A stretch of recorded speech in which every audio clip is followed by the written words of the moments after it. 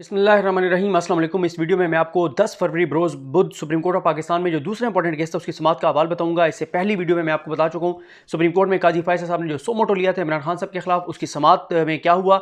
और इस दौरान क्योंकि मुझे ये था कि ये समाअत लेट होगी लेकिन उसके फ़ौरन बाद होगी, इसलिए इसमें बहुत सी चीज़ें जो मेरे वहाँ पहुँचने से पहले हुई वो मैंने गुलाम नबी यूसुफजई साहब रोज़नामा 92 के साथ काम करते हैं, बहुत सीनियर सहाफ़ी हैं, इससे पहले एक्सप्रेस न्यूज़ में थे। और ये भी मैं आपको बताता चलूँ कि सुप्रीम कोर्ट में दो रिपोर्टर्स, एक गुलाम नबी यूसुफजई साहब और आबिद अली रईनी साहब, ये दावा कर सकते हैं कि सबसे ज़्यादा मैंने ख़बरें उनसे ली हैं और उनकी मेहरबानी है। जब भी, वैसे तो बहुत से रिपोर्टर्स हैं जिनसे ख़बर लूँ, मांगूँ, पूछूँ, वो बताते हैं, मेहरबानी करते हैं, लेकिन सबसे ज़्यादा गुलाम नबी यूसुफजई साहब और आबिद अली रईनी साहब जो हैं उनसे मैं ख़बरें लेता हूँ जब मैं खुद कोर्ट रूम में नहीं होता। लेकिन फिर बताता भी हूँ कि मैं कोर्ट रूम में नहीं था। ऐसा नहीं होता कि मैं भी घर बैठकर और आंखों देखा अहवाल आपके सामने यूट्यूब पे बयान कर दूं। खैर, आज जब समाअत का आगाज़ हुआ तो रज़ा रब्बानी साहब ने आकर बताया कि पीपल्स पार्टी की जानिब से जवाब जमा करा दिया गया है। उनसे जब ये पूछा गया कि पीपल्स पार्टी का क्या मौक़िफ़ है तो उन्होंने कहा जी पीपल्स पार्टी ये समझती है कि सेनेट इंतखाबात आइन के ज़रिए होते हैं, यानी आइन के नीचे होते हैं, आर्टिकल 226 के ज़रिए होते हैं, यानी सीक्रेट बैलेटिंग ही होगी। इस पर पहले चीफ जस्टिस पाकिस्तान जस्टिस गुलजार अहमद साहब ने कहा कि ये बताइए कि आपको बेनज़ीर भुट्टो की तकरीर याद है जिसमें वो कहती थी कि ओपन बैलेटिंग होनी चाहिए और सेनेट इंतखाबात शफाफ होने चाहिए। और साथ ही इजाज़ अहसन साहब ने कहा कि आप लोग तो खुद मिसाक जमहूरियत में पीपल्स पार्टी और नून लीग ये कह चुके हैं कि सेनेट इंतखाबात जो हैं वो साफ़ और शफाफ होने चाहिए, तो फिर आप क्यों इसकी मुखालफत कर रहे हैं। तो इस पर उन्होंने कहा कि जब मेरी बारी आएगी तो मैं तमाम पहलुओं पर बात करूँगा, हम जो है वो साफ़ और शफाफ इलेक्शन पर यकीन रखते हैं। तो इस पर चीफ जस्टिस पाकिस्तान ने कहा कि मौक़िफ़ बदलना हर एक का सवाबदीद है, लेकिन मौक़िफ़ किसी असूल की बुनियाद पर बदलना चाहिए, ये कहा जस्टिस गुलजार अहमद साहब ने। उसके बाद अटॉर्नी जनरल पाकिस्तान खालिद जावेद खान साहब ने अपने दलाइल का आगाज़ किया। उनके साथ सुहेल महमूद साहब जो एडिशनल अटॉर्नी जनरल हैं वो भी मौजूद थे। और अटॉर्नी जनरल के आज के जो दलाइल थे, ये ऐसा समझिए कि सेकंड लास्ट डे था उनके दलाइल का। कल यानी आज, अब तो तारीख चेंज हो चुकी है, आज उनके दलाइल का आखिरी दिन है। जब उनके दलाइल का ख़त्म होगा तो उसके बाद फिर एडवोकेट जनरल्स को सुना जाएगा तमाम सूबों के। उसके बाद फिर जो है वो इलेक्शन कमीशन को पहले भी सुना जा सकता है, बाद में भी सुना जा सकता है। और उसके बाद जो दरख्वास्त गुजार हैं जो बाकी, उनमें कामरान मुर्तज़ा साहब हैं, जहांगीर जदून साहब, वो तो उन्होंने रेफरेंस जो आर्डिनेंस जारी किया उसके ऊपर, और साथ ही रज़ा रब्बानी साहब, सलाहुद्दीन साहब, बाकी जो वकला हैं उन तमाम को सुना जाएगा। और ये जो मैंने कुछ प्रोग्राम्स में सुना है जिनका ये ख्याल है कि आज कल परसों 2-4 दिन में फ़ैसला आ जाएगा, तो मुझे 2-4 दिन में फ़ैसला आते हुए नहीं नज़र आ रहा। मुझे लगता है कि अभी कुछ टाइम लगेगा।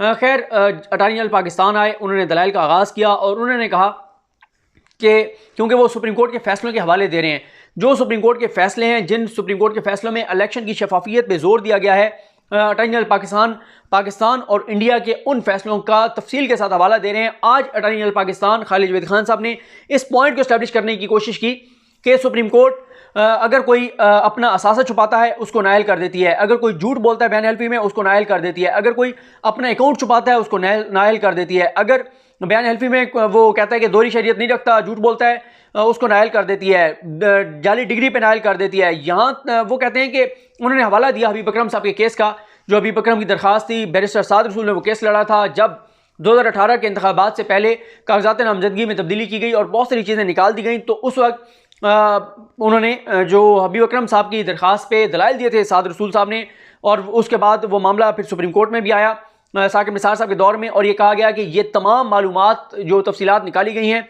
ये तमाम तफसीलात बयान हल्फी के साथ जमा कराई जाएँ। और फिर वो ऐसा ही हुआ। तो ये कहा अटॉर्नी जनरल पाकिस्तान, ये इस्टेब्लिश करना चाहते थे कि सुप्रीम कोर्ट ने इन लोगों को क्यों नाअहल किया, क्योंकि सुप्रीम कोर्ट ये कहती थी और कहती है, और हमारा आइन ये कहता है, हमारा कानून ये कहता है, अखलाकियात ये कहती हैं कि साफ़ और शफाफ लोगों को इलेक्शन लड़ना चाहिए। और अगर कोई करप्ट है, बददियानत है, अगर किसी ने 2 नंबरी की हुई है, इवन की यूटिलिटी बिल्स उसने अदा नहीं किए हुए, तो ऐसे डिफ़ाल्टर को असम्बली में नहीं होना चाहिए। तो अटॉर्नी जनरल पाकिस्तान ये कहते हैं कि जिस तरह से आपने पहले, और उन्होंने यहाँ तक कहा कि आपने ताहयात नायल किया अरकान असम्बली को और इलेक्शन लड़ने वालों को, और उन्होंने ये कहा कि बहुत सख्त फैसला है ताहयात नायली, लेकिन उसका मकसद यही है कि साफ़ और शफाफ लोग जो हैं वो असम्बलियों में हों। और उन्होंने कहा कि जैसे आपने वहाँ पे ये फैसले दिए, यहाँ भी हम ये चाहते हैं कि आप वो करें, सेनेट में खरीद व फरोख्त का सिलसिला जो है उसको बंद करने के लिए एक बड़ा फैसला दें। इस हवाले से उन्होंने ये कहा कि जो MP होता है वो एक आज़ाद उसकी राय उस तरह आज़ाद नहीं हो सकती। यानी कहने का मकसद यह है कि जैसे आप पहले एज ए वोटर में आप हम सब वोट डालते हैं तो हम आज़ाद हैं, लेकिन जब हम किसी को वोट डाल देते हैं तो उन्होंने कहा जो MP होता है, फिर उसके बाद इजाज़ुल एहसन साहब ने भी कहा कि बिल्कुल जो MP होता है वो अवाम और पार्टी दोनों की मर्जी के मुताबिक चलने का पाबंद है, क्योंकि उसको वोट जो होता है वो पार्टी के मंशूर के ऊपर डलता है, पार्टी के सरबराह के ऊपर चलता है। इसलिए अब वो उस तरह से आज़ाद नहीं है, उसने पार्टी को भी जवाब देना है और उसने अवाम को भी जवाब देना है जिस अवाम ने एक पार्टी के टिकट की वजह से उसको वोट डाला। चीफ जस्टिस पाकिस्तान ने कहा कि लोग जो हैं वो पार्टी को वोट देते हैं या शख्सियत को वोट देते हैं।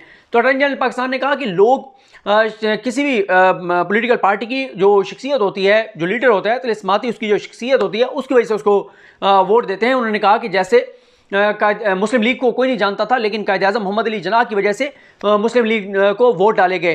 तो इसी तरह उन्होंने कुछ और भी हवाले दिए और अटॉर्नी जनरल पाकिस्तान ने, लेकिन मैं उस वक्त नहीं था, लेकिन जो जिस तरह से रिपोर्ट हुआ कि उन्होंने कहा कि PTI को किस बुनियाद पे वोट जो है वो डाला गया, क्या उनकी शख्सियत की वजह से या कोई इस तरह की वो बहरहाल रिपोर्ट होता रहा जो इनके हवाले से था, इमरान खान साहब के हवाले से जो वहाँ पर बात हुई।